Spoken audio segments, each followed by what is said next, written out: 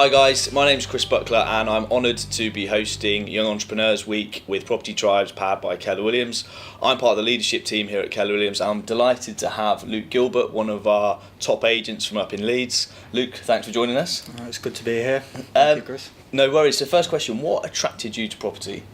For me, it was the opportunity that lies within property, I think, really. I was a bit of a transitional period in my life, so I had quite a successful career, been doing that for 8 years. Kind of fell out of love with what I was doing, truth be told.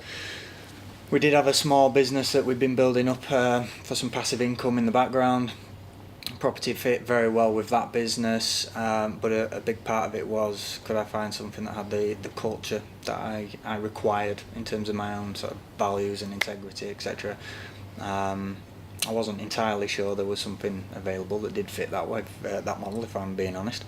But I had a chat with someone by chance, Simon Paget, the previous OP for the Leeds Market Centre, and it just proved to be a very successful move for us in the end. Months ago, we were starting our third year of trading. I think the first 2 years, bearing in mind that we literally started from nothing, so everything was built up from scratch. That's including training, all the systems, you know yourself, we've changed systems numerous times. So it was just putting those foundations in, really.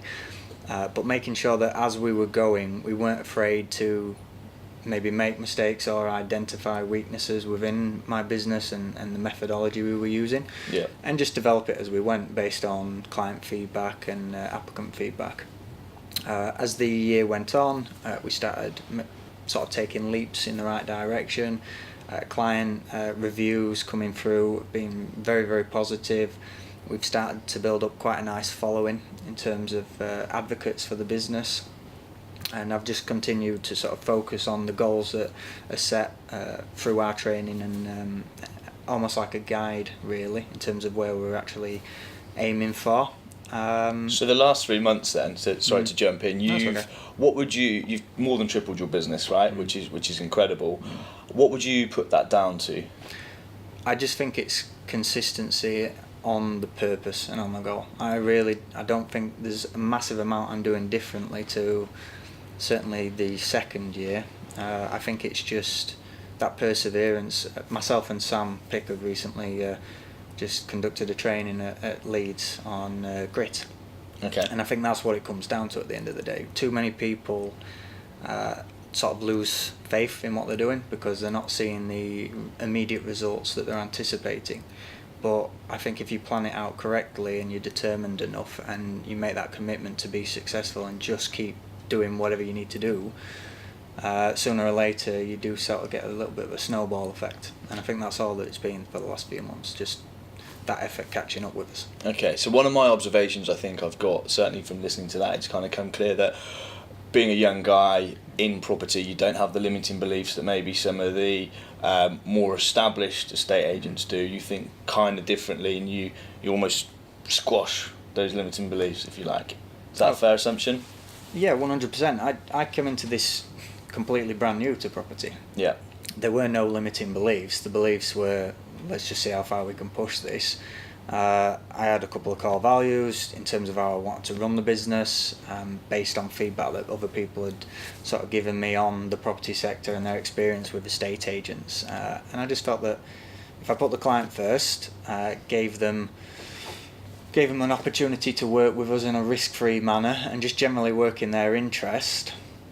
Yeah, we might have the odd case where we maybe lose out for the efforts we've put in, but I think generally that would serve as well, and I've just tried to stick to that ethos and just work extremely hard for them and hope that by doing so it rewards us in the long run, and that's proving to be the case. Like you said, we've had in the last month alone more new listings come on board than the entirety of last year, so it is working. Okay, perfect. So we've got consistency, we've got a defined goal, almost a reason why. What other tips would you give to young entrepreneurs out there? I think it's not to be distracted by these flashing lights that sort of come across you. You'll be presented with various opportunities, but some of them can distract you and take you off on a completely different course, which is a bit of a it's a minefield, quite frankly, and I see it all the time. Someone comes into the business, whatever it may be, and initially they're all excited and flat out at it, and banging off the walls, but then 6 months, 8 months, a year down the line, they've kind of lost that enthusiasm and they've moved on to something else. Mm-hmm. And they never stick it out long enough to actually see the rewards for that effort. I don't think that works. I think you need to be quite passionate about what it is you decide to do firstly, but then have a very big why, a very big goal that sort of lies behind all that. Because if you've not got that solid commitment in the goals that you're trying to achieve, you will lose interest and you'll just sort of fizzle out.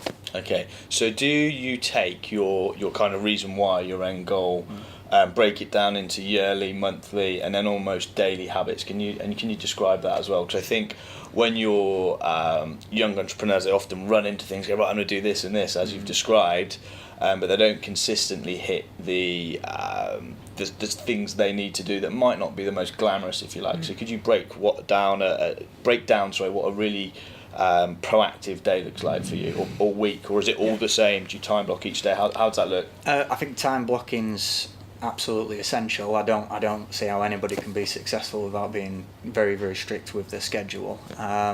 For me, we have a big goal. I know what drives me. It's something that I'm very passionate about. It's related to family. I won't go into what that is. But then we have business goals as well. My ambitions, I do later down the line want to open a market centre with Keller Williams. Beyond that, we want to start looking at regional ownership at some point. I don't see the point in having small goals, but they do break down into weekly tasks and daily tasks. For me, a normal day is the entire day is planned out probably 2 or 3 days in advance. Sometimes you have to be reactive, but I know what I'm doing within that time, and I will just prioritise based on those goals, and they are sort of broken down into annual, monthly, weekly, daily, hourly routines that have me out and about doing things that are going to generate more income, and then try and leverage the tasks that aren't, so the administrative tasks, etc. Give those out to someone and you focus on earning the money. Cool, brilliant. Luke, thanks so much for joining us. I'm sure you agree, some great tips there. Stay tuned for the next episode with more young entrepreneurs.